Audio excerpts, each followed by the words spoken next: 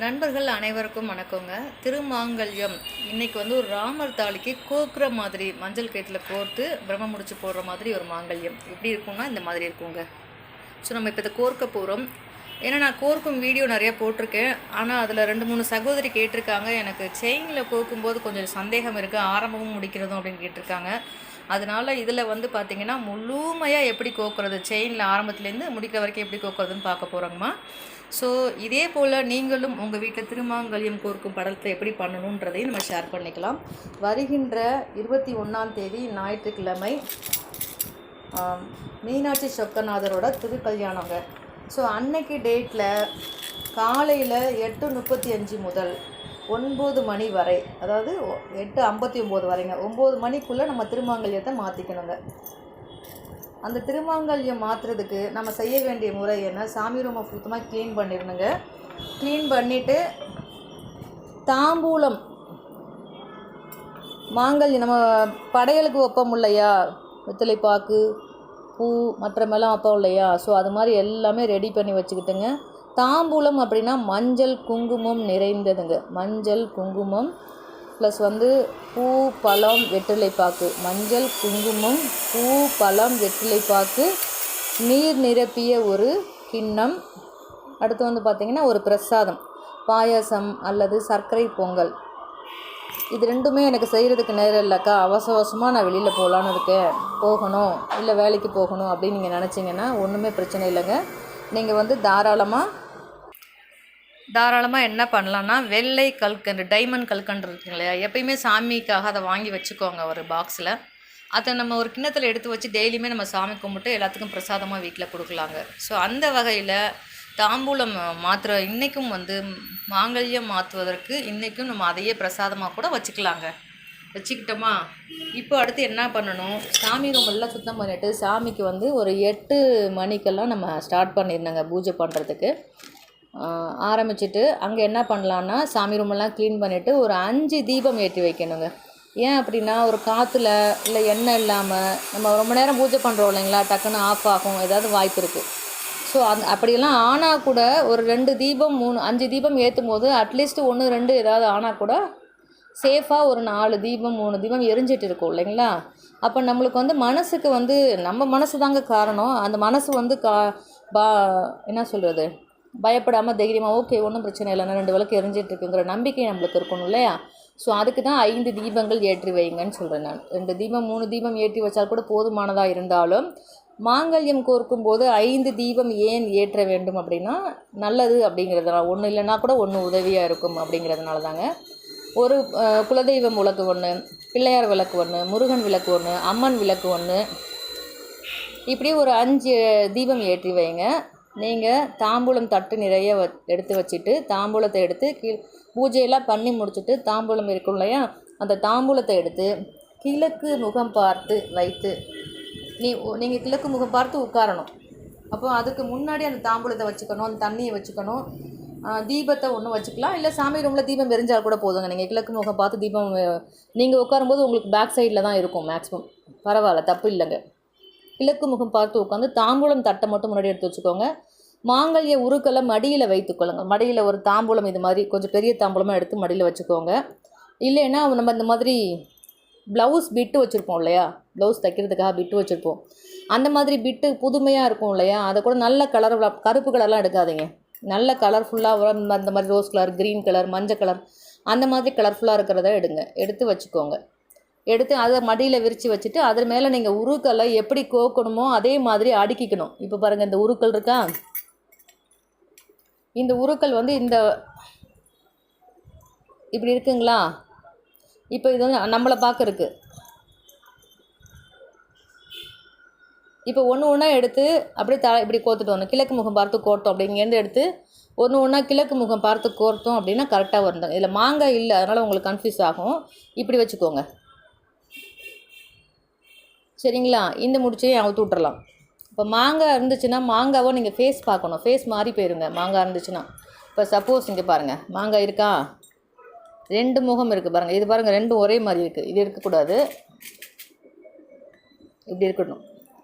இப்போது இந்த பக்கம் கோக்க வேண்டிய மாங்காவை இந்த பக்கம் மாற்றி கோத்துட்டிங்கன்னா தப்பாக போயிடும். ஸோ அப்போ நீங்கள் கிழக்கு முகம் பார்த்து கோர்க்கணும். இப்படி உட்காந்துருக்கீங்க, உங்களுக்கு முன்னாடி கோக்க போகிறீங்கன்னா இப்படி கோக்குறீங்கன்னா இந்த முகம் வந்து தாலியை பார்த்துருக்கணும், மாங்கல்யத்தை பார்த்துருக்கணுங்க.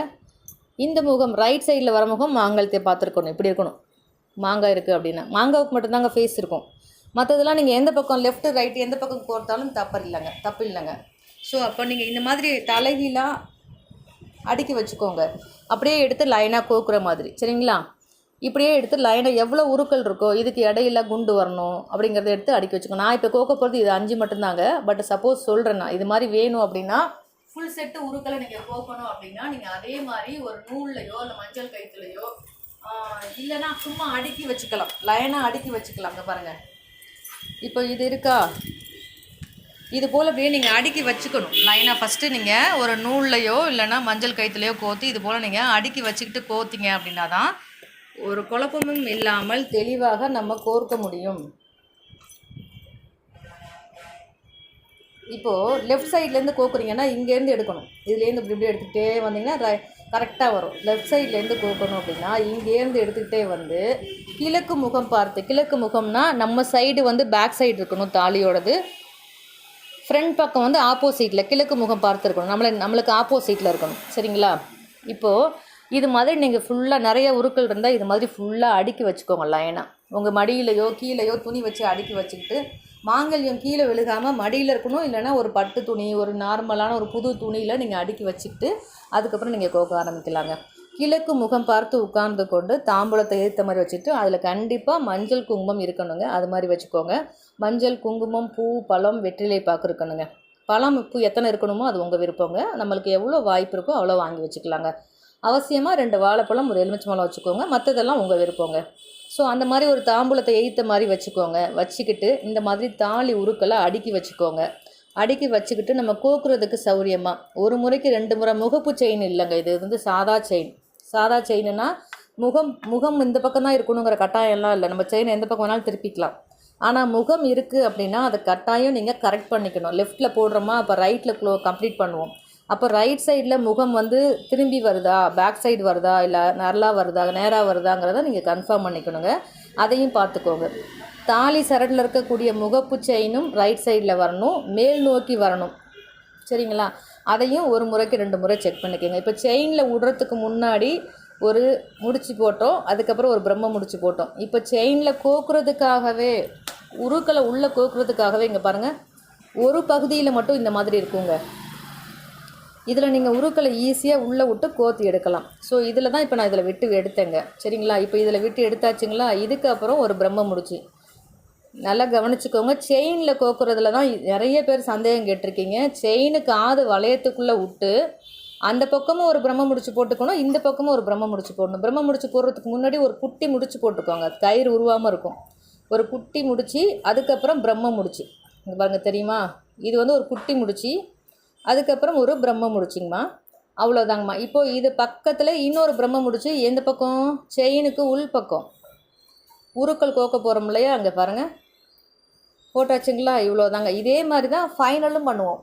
நிறைவு பண்ணும் போதும் நிறைவு செயின் கோர்த்து நிறைவு பண்ணுவோம் இல்லையா, அப்பையும் இதே மாதிரி முடிச்சு வருங்கம்மா. நான் காமிக்கிறேங்கம்மா, இது ஃபுல்லாக காமிக்கிறேன் பாருங்கள். இப்போ இங்கே ஒரு பிரம்ம முடிச்சு போட்டாச்சுங்களா? ஓகே, அவ்வளோதாங்க. ரொம்ப சிம்பிள். இப்போ வந்து நம்ம லெஃப்ட் சைட்லேருந்து கோக்குறோம் இல்லையா, அங்கே பாருங்கள் தலைகீழாக வச்சுட்டோம் இல்லையா. இப்போது இந்த காசு பாருங்கள், பேக் சைடு தான் என் பக்கம் இருக்குது பாருங்கள். லட்சுமி பாருங்கள், ஃப்ரண்ட் சைடு அது ஆப்போசிட்டில் இருக்குது, கிழக்கு முகம் பார்த்துருக்கு இருக்குங்களா. இப்போ இப்படியே விற்று கோக்கணும். இப்படியே விட்டு கோத்துட்டு இங்கே பாருங்கள், இந்த இடத்துக்கு கொண்டு வந்துடணும். கொண்டு வந்தாச்சா? இப்போது அழகாக இங்கே ஒரு பிரம்ம முடிச்சு.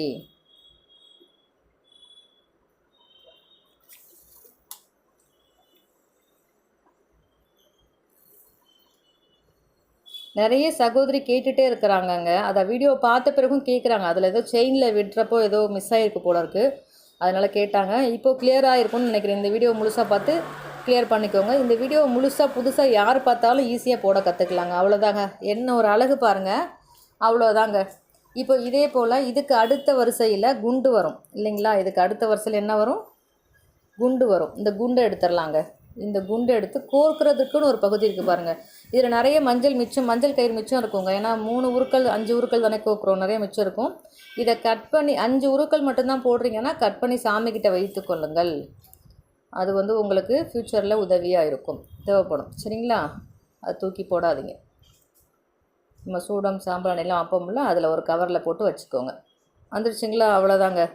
இப்போ குண்டுக்கு காசுக்கும் இடையில ஒரு முடிச்சு, குண்டுக்கு அப்புறம் ஒரு முடிச்சுங்க. இப்போ வந்து நம்ம ஹீரோ ராமர் தாளிங்க. ஸோ இவங்களையும் இப்படி கோக்கக்கூடாதுங்க, இப்படி கோக்கணும். Back side வச்சுக்கிறோமா?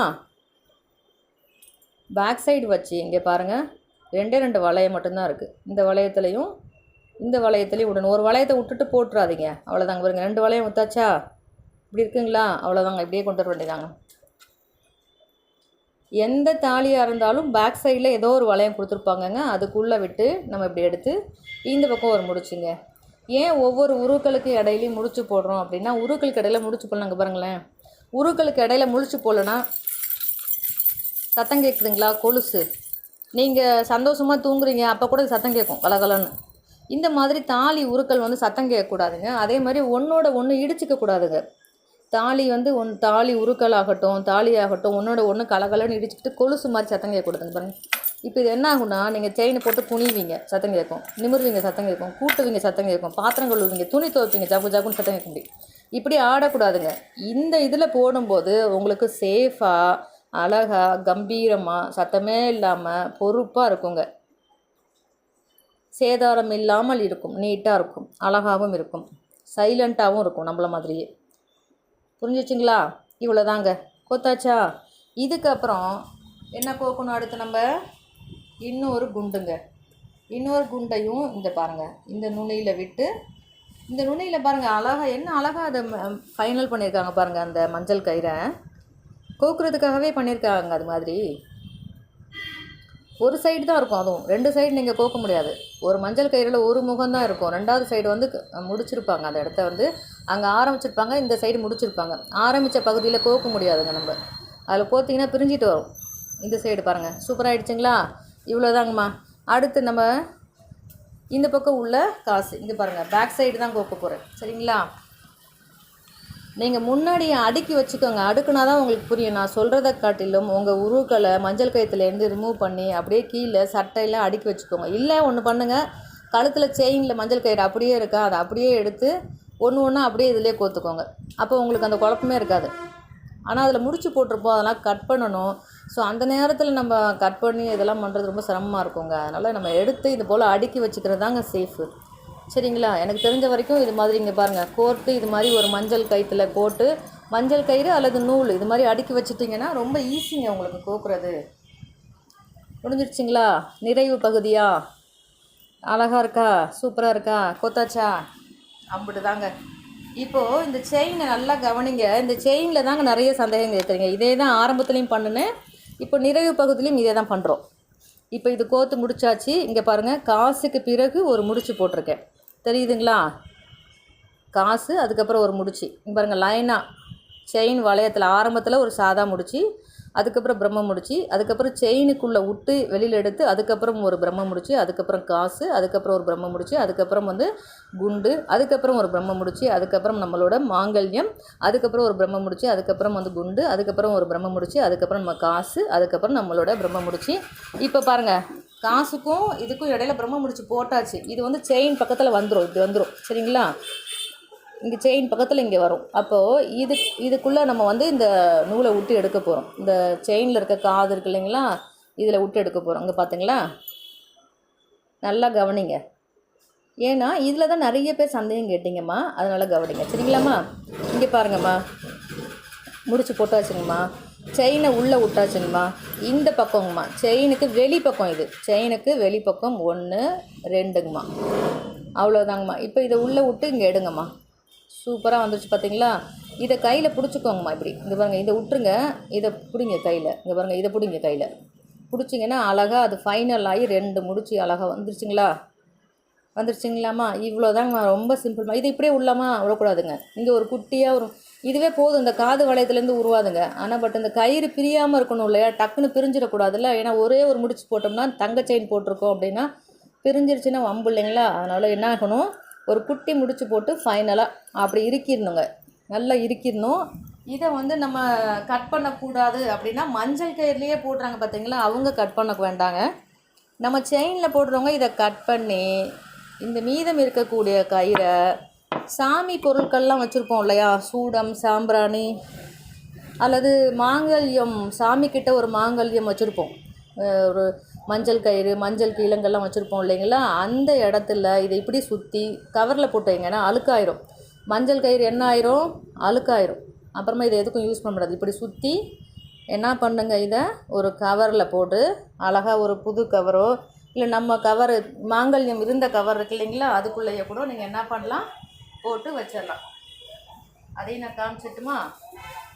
இப்போது இது போல் ஒரு கவர் எடுத்து, ஏன் அப்படின்னா நீங்கள் அடுத்து இடையில ஆடி மாதம் கூட நீங்கள் மஞ்சள் கயிறு மாற்றலாம், இல்லை திடீர்னு பேங்க்கில் செயின் வைக்க போவீங்க, அப்போ வேறு செயினில் மாற்றுவீங்க, அப்போ கூட நல்ல நாள் பார்த்து நீங்கள் திரும்ப பிரித்து மாற்றலாம்.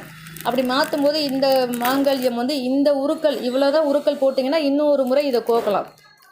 ஸோ இது போல் நம்ம மடித்து சாமிக்கிட்ட இருக்கக்கூடிய தாம்பூலத்தில் வச்சிடலாங்க. இப்படி இப்போ சாமி தாம்பூலம் இருக்கா, இது நான் இங்கே கடையில் வச்சுருக்கேன். வீட்டில் நீங்கள் வந்து சாமிக்கிட்ட ஒரு தாம்பூலம் எப்பயுமே வைக்கணுமா. மஞ்சள் கிழங்கு, மஞ்சள் கயிறு, நவரத்தின கற்கள், சின்னதாக ஒரு வெள்ளியில் நாணயம், தங்கத்தில் சின்னதாக ஒரு குண்டுமணி அளவுக்கு ஏதாவது, அப்புறமா நவரத்தின கற்கள். நவரத்தின கற்கள் நம்மக்கிட்ட கூட இருக்குங்கம்மா, நான் இப்போ காமிக்கிறேங்கம்மா அதையும். ஏன்னா நிறைய பேருக்கு தெரியாதுங்களம்மா அது. இங்கே பாருங்கள், இது நவரத்தின கற்கள். இது வந்து நம்ம வந்து சாமி பாதத்தில் இதை சாமிக்கிட்ட ஒரு தாம்பூலத்தில் வைக்கணுங்கம்மா. இதெல்லாம் நவரத்தின கற்கள், வெள்ளி, தங்கம், நம்மளோட 5 ரூபாய் நாணயம் இருக்கு இல்லைங்களா, 5 ரூபாய் நாணயம், 1 ரூபாய் நாணயம், மஞ்சள் குங்குமம், மஞ்சள் கயிறு, மஞ்சள் குங்குமம், மஞ்சள் கிழங்கு, அந்த மாதிரி நவரத்தினம், பஞ்ச தகடு. ஸோ இது எல்லாமே நீங்கள் சாமிக்கிட்ட ஒரு பவுல் இந்த மாதிரி ஒரு கிண்ணத்தை எடுத்து அதில் போட்டு வைக்கணுங்கம்மா. இந்த மாதிரி இது அப்புறம் வந்து பார்த்திங்கன்னா இதோட நீங்கள் ஒரு வெள்ளி நாணயமும் தங்கத்தில் நாணயம் சின்னதாக கிடைச்சிதுன்னா வாங்கி வைங்க. இல்லை அப்படின்னா சின்னதாக நீங்கள் ஒரு மூக்குத்தி அளவுக்கு ஒரு தோடு வந்து ஒரு இந்த மாதிரி ஒரு கவர்லையோ இல்லை இந்த மாதிரி ஒரு குட்டி பாக்ஸ், இந்த பாக்ஸுக்குள்ளேயே கூட வச்சு வச்சுருங்க. இதில் இருக்கும் பாருங்கள், நவரத்தின கற்கள் இருக்குங்களா, இதோட அந்த குட்டி தங்கத்தோடு குட்டியாக ஒரு வெள்ளி மோதிரம் குட்டியாக ஒன்று எடுத்து இதில் வச்சுருங்க. இல்லைன்னா அந்த குட்டியாக வெள்ளி மகாலட்சுமி காசு விற்கும், ஒரு காசு என்னங்க 50 ரூபா அப்படி தான் வரும், 1 கிராமில் இருக்கும். அதை வாங்கி இதுக்குள்ளே வச்சு இந்த பாருங்கள் இது மாதிரி இருக்கு இல்லையா, இதை வச்சு இதோட மஞ்சள் கயிறோட, மஞ்சள் கிழங்கு, மஞ்சள் குங்குமத்தோட சாமிக்கிட்ட ஒரு கிண்ணத்தில் வைங்க. அவங்களுக்கு என்ன சொல்கிறது, மரியாதை கொடுக்குற மாதிரி அர்த்தம். அது நம்மளுக்காக தான், நம்ம சந்தோஷமாக ஆரோக்கியமாக மங்களகரமாக வாழணும் அப்படின்னு நம்ம சாமிக்கிட்ட பிரார்த்தனை பண்ணுற மாதிரி அது அர்த்தங்க. ஸோ அந்த மாதிரி நம்ம வச்சுட்டோன்னா எப்பயுமே நம்ம வீட்டில் வந்து மங்களம் நிறைந்து இருக்கும் அப்படிங்கிறது ஐதீகங்க. அந்த இது வைக்கிறோம் இல்லையா, சாமிக்கிட்ட வைக்கிறது எல்லாம், சாமிக்கு படைக்கிறதுலாம் என்ன அர்த்தம், நாம் அந்த சாப்பிடணும் அப்படிங்கிற அர்த்தம். இப்போ சாமிக்கு தாம்பூலம் வச்சோம்னா நம்மளும் மங்களகரமாக இருப்போம்னு அர்த்தம். சாமிக்கு மாங்கல்யம் வச்சோம்னா நம்மளுக்கு மாங்கல்ய பாக்கம் எப்பயும் நிறைஞ்சிருக்கும் அப்படின்னு அர்த்தம். அதனால் எப்பயுமே சாமிக்கிட்ட ஒரு மாங்கல்யம், நவரத்தினங்கள், இது எல்லாமே சாமிக்கிட்ட வைக்கும்போது நம்மளுக்கு அது முழுமையாக கிடைக்கும் அப்படிங்கிறது ஐதீகம். அதுதாங்க சாமிக்கிட்ட நம்ம வைக்கிறது. சாமிக்கிட்ட வேண்டுறோம்ல, அது மாதிரி தான் அதுங்க. அவ்வளோதாங்கம்மா, சூப்பராக ரெடி ஆகிடுச்சிங்களா பாருங்கள். என்ன ஒரு அழகு பாருங்கள், ராமர் தாலி அழகாக ரெடி ஆகிட்டாங்களா. இதே போல் உங்களுக்கும் தாலி செட்டு வேணும்னா மறக்காமல் என்னோடய வாட்ஸ்அப் நம்பரை ஆக்டிவேட் பண்ணி ஹாய் அக்கான்னு ஒரு மெசேஜ் போட்டு இதை ஸ்க்ரீன்ஷாட், இது போல் நிறைய சேனலில் போட்டிருக்கேங்க, அதை ஸ்க்ரீன்ஷாட் எடுத்து என்னோடய வாட்ஸ்அப்பில் அனுப்பி எனக்கு வேணும் அக்கா எவ்வளோ ரேட் அப்படின்னா கன்ஃபார்ம் பண்ணிவிட்டு ஃபோன்பே பண்ணிவிட்டு ஃபோன்பேயோட ஸ்க்ரீன்ஷாட்டும் உங்கள் அட்ரஸும் அனுப்பிச்சிங்கன்னா அன்றைக்கி ஈவினிங்கே கொரியர் போட்டு கொரியரோட ஃபுல் டீட்டெயிலும் உங்களுக்கு கொடுத்துருவேங்க. இப்போ நான் அந்த தாலி கோர்க்கும் படலத்துக்கு தாலி கோர்த்து முடிச்சாச்சு, முழு விவரமும் சொல்லிட்டேன், உங்களுக்கு புரிஞ்சிருக்குன்னு நினைக்கிறேன். தாலி முழுசாக கோர்த்தது, இப்போ கோர்த்தாச்சு. இது என்ன பண்ணணும், இதை அப்படியே சாமி பாதத்தில் வைக்கலாம் அல்லது சாமி கழுத்தில் மாட்டி விடலாம். அம்மா தாயே நித்திய சுமங்கலியாக நான் இருக்கணும் அப்படின்னு இந்த சாமிக்கிட்ட வேண்டிட்டு இதை எடுத்து கழுத்தில் போட்டுக்கணும். கழுத்தில் கணவர் இருந்தார்னா கழுத்தில் போட சொல்லுங்கள். போட்டுட்டு மஞ்சள் குங்குமத்தை அவர் வச்சு விட சொல்லுங்கள். வெளியில் போயிருக்காரு அப்படின்னா நீங்களே சாமிக்கிட்ட வச்சு கழுத்தில் போட்டுட்டு மஞ்சள் குங்குமத்தில் வச்சு என்னை நித்திய சுமங்கலியா தீர்க்க சுமங்கலியா இருக்க ஆசீர்வதிக்கணும் அம்மா நீங்கள் அப்படின்னு சொல்லி அவங்க பாதத்தை தொட்டு வணங்கிக்கிட்டு நம்ம அங்கே வச்சுருக்க பிரசாதத்தை கொஞ்சம் எடுத்து வாயில் போட்டுட்டு நம்ம அதுக்கப்புறம் சமைக்கலாம், சாப்பிட்லாம், ஜாலியாக இருக்கலாம், எது வேணாலும் பண்ணலாங்க. நம்மளோட விருப்பம் தான். இந்த விளக்கம் உங்களுக்கு போதுமானதாக இருக்கும்னு நினைக்கிறேங்க. இதில் ஏதாவது சந்தேகம் இருக்குது அப்படின்னா நீங்கள் மறக்காமல் வீடியோவில் கொடுங்க. நான் ஃபர்தர் வீடியோ போகும்போது அதை கிளியர் பண்ணி கொடுக்குறேன். சரிங்களா? இந்த மாங்கல்யம் ஒரு சகோதரிக்கு நம்ம அனுப்புகிறோங்க. இந்த மாங்கல்யம் அணியக்கூடிய சகோதரி தீர்க்க சுமங்கலியா, சந்தோஷமாக, நோய் நொடி இல்லாமல், சகல சௌபாக்கியங்களோடு அடுத்த ஆண்டு அவங்க தங்கத்தில் இந்த தாலி செட்டு அணியணும்னு சொல்லி நம்ம ஆத்தா மகமாயி அவங்கக்கிட்ட வேண்டிட்டு இவங்களுக்கு நாம் அனுப்பி வைப்போங்க. என்னோடய சார்பாகவும் கடை சார்பாகவும் உங்கள் சார்பாகவும் நான் வாழ்த்திக்கிறேங்க. உங்களுக்கும் வாய்ப்பு இருந்துச்சுன்னா இந்த வீடியோவோட கமெண்ட்ஸில் இந்த சகோதரிக்கு வாழ்த்து தெரிவிச்சிருங்க. நன்றி, வணக்கம். மற்றும் ஒரு சூப்பரான பதிவில் சந்திக்கலாங்க. இந்த தாலி செட் உங்களுக்கு பிடிச்சிருக்கு, வேணும் அப்படின்னா இப்படியே ஸ்க்ரீன்ஷாட் எடுங்க. அழகாக இருக்கா? இப்படியே ஸ்க்ரீன்ஷாட் எடுத்து எனக்கு அனுப்பிவிடுங்க. அக்கா எனக்கு இதே போல் எனக்கும் வேணும் அப்படி சொல்லி கேளுங்க. சரிங்களா? உங்கள்கிட்ட என்ன காசு இருக்கோ அதுக்கு கேளுங்கங்க. காசை பற்றி பயப்படாதீங்க. அக்கா என்கிட்ட இவ்வளோ தான் காசு இருக்குது, எனக்கு இது வேணும் அப்படி கேளுங்க. சரிங்களா? ஓகேம்மா, தேங்க்யூ. இதுக்கு மேலே நான் சொல்லிக் கொடுக்க முடியாது. என்ன காசுக்கு வேணாலும் என்னால் ரெடி பண்ணி கொடுக்க முடியுமா? நீங்கள் கேட்குறீங்க, நிறையா கேட்குறீங்க. அக்கா இது எவ்வளோ ரேட்டு கேட்குறீங்க, இது எவ்வளோ ரேட்டு கேட்குறீங்க, இது எவ்வளோ ரேட்டு கேட்குறீங்க, எல்லாத்தையும் கேட்டுட்டு நீங்கள் கேட்டிங்க, நான் ரேட்டு சொன்னேன். பட் ஆனால் அதுக்கப்புறம் அதுக்கு ஃபைனலே பண்ண மாட்டேங்கிறீங்க. வேணும்க்கா, வேணாக்கா, இல்லை என்னோடய பட்ஜெட் இது இல்லைக்கா அப்படின்னு சொல்ல மாட்டேங்கிறீங்க. என்னோடய பட்ஜெட் இதுக்கா, என்னோடய தாலி உரு இதுங்கக்கா, அதுக்கு நீங்கள் என்ன ரெடி பண்ணி தர முடியுமோ அதை ரெடி பண்ணி எனக்கு வாட்ஸ்அப்பில் ஒரு ஃபோட்டோ போட்டு விடுங்கக்கா. ஓகே அப்படின்னா அது நீங்கள் வாங்கிக்கலாம். உங்களோட பட்ஜெட்டுக்கு தானே நான் ரெடி பண்ணி கொடுக்குறேன். ஸோ அதை நீங்கள் வாங்கிக்கோங்க. அது எத்தனை மாதங்கள், எத்தனை வருடங்களுக்கு உழைக்குதோ அதளவுக்கு யூஸ் பண்ணுங்கள்.